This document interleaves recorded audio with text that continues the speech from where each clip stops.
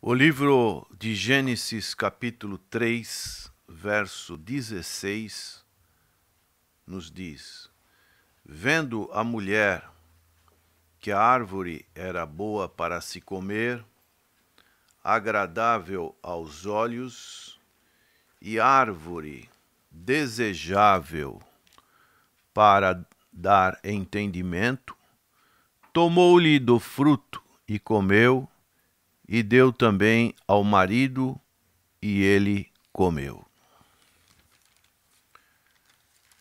Muitas pessoas não aceitam, não creem neste acontecimento que a Bíblia, especialmente no livro de Gênesis, nos coloca.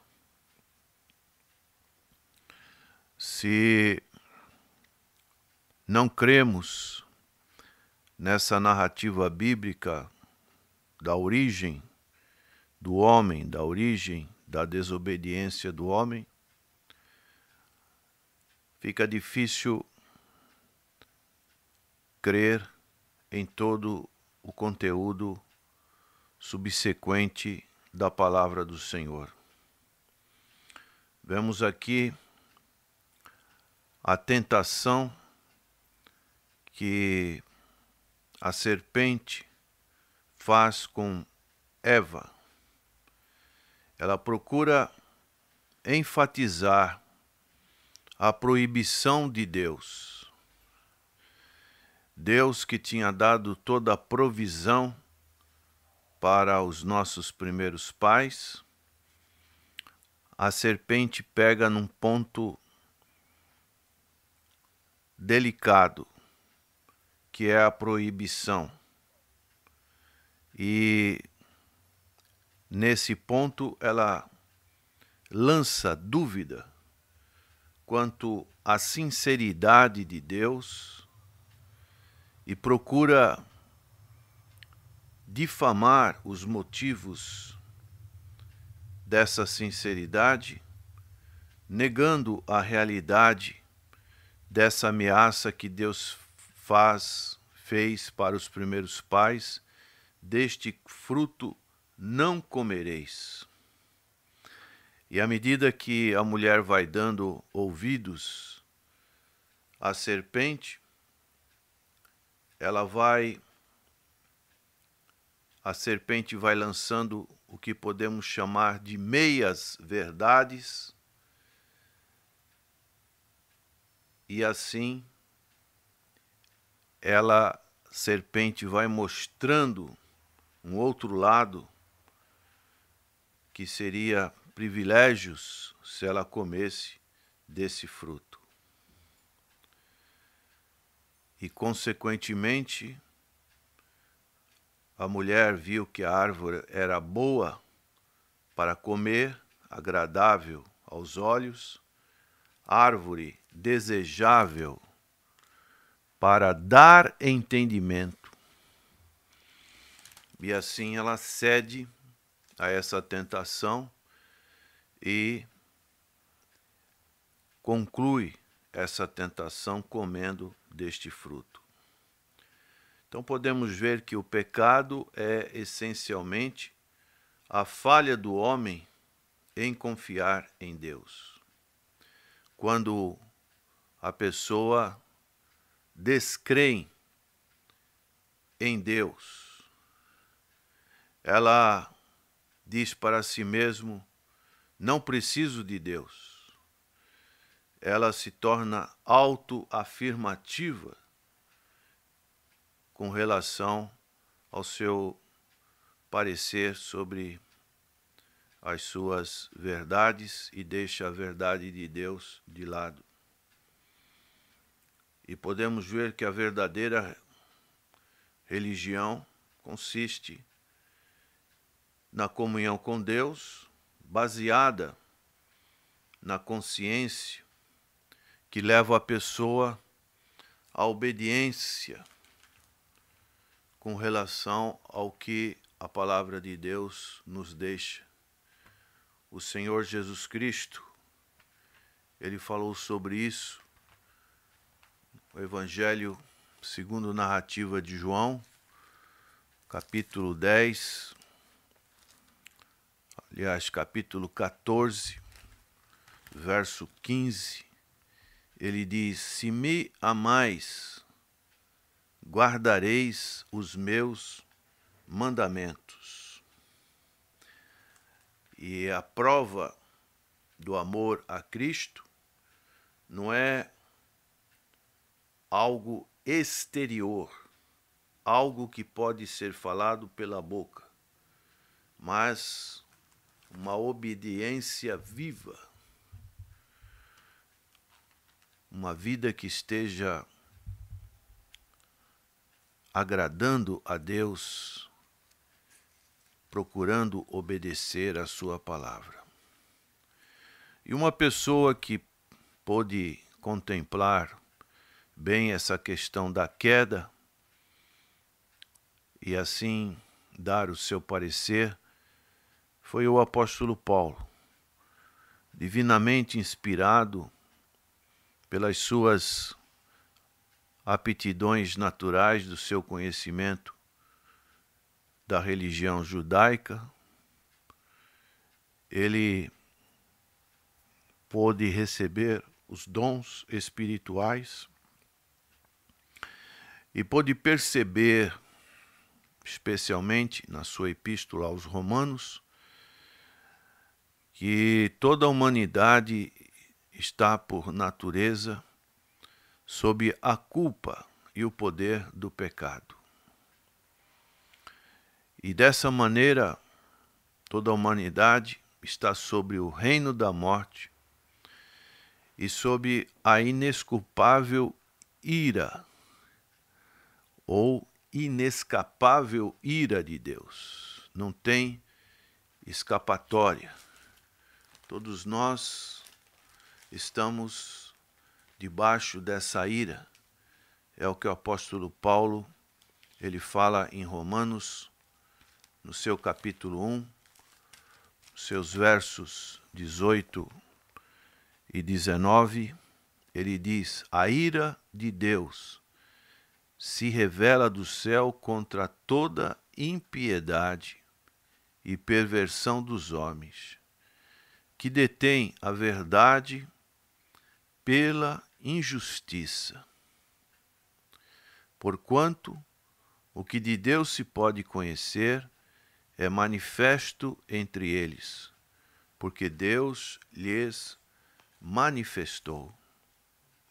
Ele põe essa condição da inescapável ira de Deus sobre todos.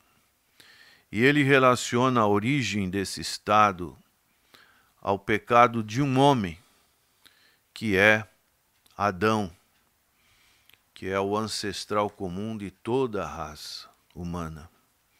E ele fala isso muito bem no capítulo 5 de Romanos, nos seus versos 12 a 14, ele tem esse importante ensino que fala dessa origem do pecado, dizendo: portanto, assim como por um só homem entrou o pecado no mundo, e pelo pecado a morte, assim também a morte passou a todos os homens, porque todos pecaram. Hoje, a morte é uma realidade. Se a morte é uma realidade, o pecado também é uma realidade. Em muitas religiões, especialmente religiões orientais, fala que não existe pecado. Fala que não existe transgressão contra Deus. E Paulo, ele continua dizendo nesse capítulo 5, verso 13, porque até ao regime da lei havia pecado no mundo, mas o pecado não é levado em conta quando não há lei. Entretanto, reinou a morte, desde Adão até Moisés, mesmo sobre aqueles que não pecaram, à semelhança da transgressão de Adão, o qual prefigurava aquele que havia de vir. E também um outro texto importante, que Paulo fala muito sobre a morte e a ressurreição, nós encontramos em 1 Coríntios, capítulo 15, seu verso 22, ele citando essa queda original da humanidade através de Adão, e ele diz: porque assim como em Adão todos morrem, assim também todos serão vivificados em Cristo. O apóstolo está dando uma interpretação que está registrada nesse capítulo 3 de Gênesis, onde nós encontramos a narrativa da queda da humanidade. A desobediência humana original contra os preceitos de Deus, o qual também como resultado afastou o homem de Deus, afastou o homem da santidade de Deus, lançando o homem não mais num convívio salutar com Deus de comunhão, mas lançando o homem no pecado e na perdição. E podemos ver através da ótica do apóstolo Paulo que Deus fez do primeiro homem o representante de toda a sua posteridade, exatamente como Deus faria com o Senhor Jesus Cristo, que é o representante de todos aqueles que são salvos. E nós encontramos essa importante doutrina em Romanos, capítulo 5, quando encontramos um representante da queda. Agora nós encontramos um representante que pode nos oferecer a salvação, porque esse fez a vontade de Deus e obedeceu a Deus. E ele diz em Romanos 5,15: todavia não é assim o dom gratuito como a ofensa. Porque se pela ofensa de um só morreram muitos, muito mais a graça de Deus e o dom pela graça de um só homem, Jesus Cristo, foram abundantes sobre muitos. O dom, entretanto, não é como no caso em que somente um pecou, porque o julgamento derivou de uma só ofensa para a condenação. Mas a graça transcorre de muitas ofensas para a justificação. E ele diz mais: se pela ofensa de um e por meio de um só reinou a morte, muito mais os que recebem a abundância da graça e o dom da justiça reinarão em vida, por meio de um só, a saber, Jesus Cristo. Pois assim como por uma só ofensa veio o juízo sobre todos os homens para a condenação, assim também por um só ato de justiça veio a graça sobre todos os homens para a justificação que dá vida. Porque, como pela desobediência de um só homem, muitos se tornaram pecadores, assim também, por meio da obediência de um só, muitos se tornarão justos. Aqui encontramos a colocação do apóstolo Paulo mostrando um contraste entre aquele que desobedeceu e trouxe consequências de seu ato e aquele que obedeceu, que trouxe salvação para todos aqueles que creem no Senhor Jesus Cristo. O representante, em ambos os casos, o representante que são envolvidos nos resultados de sua ação pessoal, quer para o bem, como foi no caso do Senhor Jesus Cristo, quer para o mal, como no caso de Adão. E esse arranjo, podemos assim dizer, divinamente estabelecido, pelo qual Adão determinou o destino de seus descendentes, tem sido chamado por alguns como a aliança das obras.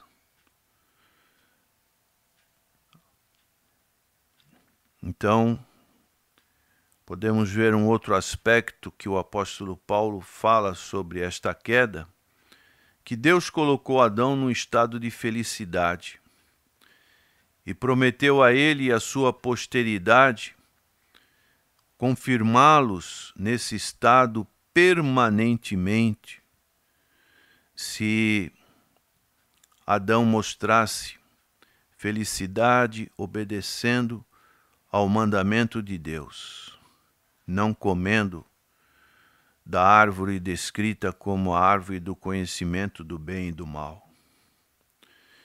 Então, a questão era se Adão aceitaria Deus determinar o que era bom, o que era mal, ou o próprio Adão procuraria decidir por si mesmo, independente do que Deus lhe tinha dito. Então isso ficou a critério de Adão. E Adão, vemos que ele foi levado por Eva, que por sua vez foi induzida pela serpente, que é um representante de Satanás disfarçado, conforme o apóstolo Paulo coloca essas expressões de Gênesis muito claramente em suas epístolas. E ele fala em 2 Coríntios, no seu capítulo 11, no verso 3, ele diz: mas receio que assim como a serpente enganou a Eva com a sua astúcia, assim também seja corrompida a vossa mente e se aparte da simplicidade e pureza devidas a Cristo. Então, o perigo que todos nós que temos aceitado esse segundo Adão, que é Cristo, podemos também nos enredar por a desobediência a Deus. E ele diz ainda nessa epístola de 2 Coríntios 11, no verso 14, não é de se admirar, porque o próprio Satanás se transforma em anjo de luz. E lá no Apocalipse nós encontramos novamente uma correspondência com a narrativa do livro de Gênesis, capítulo 12 de Apocalipse. No seu verso 9 diz: todavia, e foi expulso o grande dragão, a antiga serpente, que se chama Diabo e Satanás, o sedutor de todo o mundo, sim, foi atirado para a terra e com ele os seus anjos. Então, aqui nós vemos que Adão, levado por Eva, ele afrontou a Deus, comendo do fruto proibido.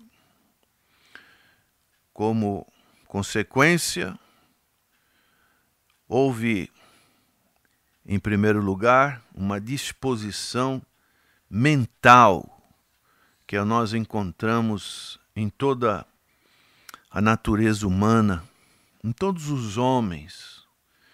Isso é muito evidente, uma disposição mental que se opõe a Deus e, ao mesmo tempo, o homem se engrandece a si mesmo.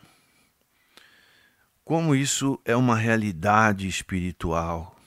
Quando paramos e o Espírito Santo nos mostra essas evidências que expressa no pecado de Adão, tornou-se parte dele e da natureza moral que ele transmitiu aos seus descendentes. Como isso é evidente. É o que nós podemos ver em Gênesis capítulo 6, verso 5. Diz assim: Viu o Senhor que a maldade do homem se havia multiplicado na terra, e que era continuamente mal todo desígnio do seu coração. Então, é uma evidência tão profunda que nós vemos na natureza humana.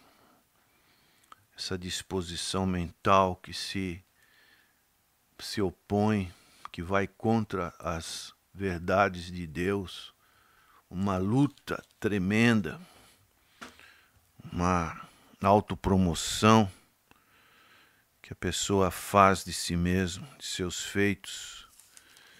E Paulo também, ele fala em Romanos essa mesma disposição que se opõe contra Deus. Em Romanos capítulo 3, ele dá uma narrativa bem extensa, a partir do verso 9, que ele põe todos os homens na condição de pecadores, que se conclui todos nós qualquer vantagem? Não, de forma nenhuma, pois já temos demonstrado que todos, tanto judeus como gregos, estão debaixo do pecado. E aí ele vai enumerar essa condição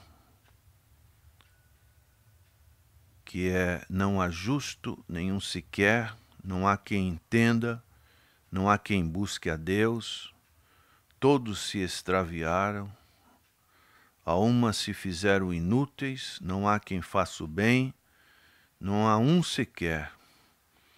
A garganta deles é sepulcro aberto, falando uma citação. Todas essas citações são dos Salmos. Com a língua urdem engano, veneno de víbora está nos seus lábios. A boca eles a têm cheia de maldição e de amargura. São os seus pés velozes para derramar sangue. Nos seus caminhos há destruição e miséria. Desconhecem o caminho da paz. Não há temor de Deus diante de seus olhos. Então Paulo, ele faz essa ligação desse pecado. Uma outra coisa que Paulo também observa nessa narrativa da criação e da queda, que Adão e Eva foram dominados por um senso de profanação e culpa, que os levou a ter vergonha e medo de Deus. E isso tudo podemos concluir com justificada razão. Eles foram amaldiçoados com a expectação de sofrimento e morte e foram expulsos do Éden. Mas, graças a Deus, que essa narrativa não fica por aqui. Ao mesmo tempo, nós vemos Deus começando a mostrar a graça salvadora e fez para eles vestimenta para cobrir sua nudez e prometeu-lhes que um dia a semente da mulher esmagaria a cabeça da serpente. E essa promessa foi cumprida na pessoa bendita de nosso Senhor e Salvador Jesus Cristo. Ele esmagou a cabeça da serpente. O sofrimento de Cristo é vitorioso. Ele alcançou a vitória na cruz, provendo-nos a expiação que ele ofereceu lá na cruz do Calvário e consumirá essa vitória na sua segunda vinda para buscar a sua igreja. Que tenhamos em mente tudo isso que aconteceu com os nossos primeiros representantes da raça humana e tenhamos principalmente mais o grande benefício que esse segundo representante que veio diretamente do céu se encarnando, tomando a forma humana, levando em si a nossa natureza, menos o pecado. Ele foi mais do que vitorioso. E nós também podemos ser mais do que vitoriosos em Cristo Jesus. Que o Espírito Santo abra o seu entendimento e que você possa compreender essa realidade espiritual e reconhecer que é um pecador, que não existe bem algum em sua vida, para que busque o socorro na pessoa bendita de nosso Senhor e Salvador Jesus Cristo. Amém.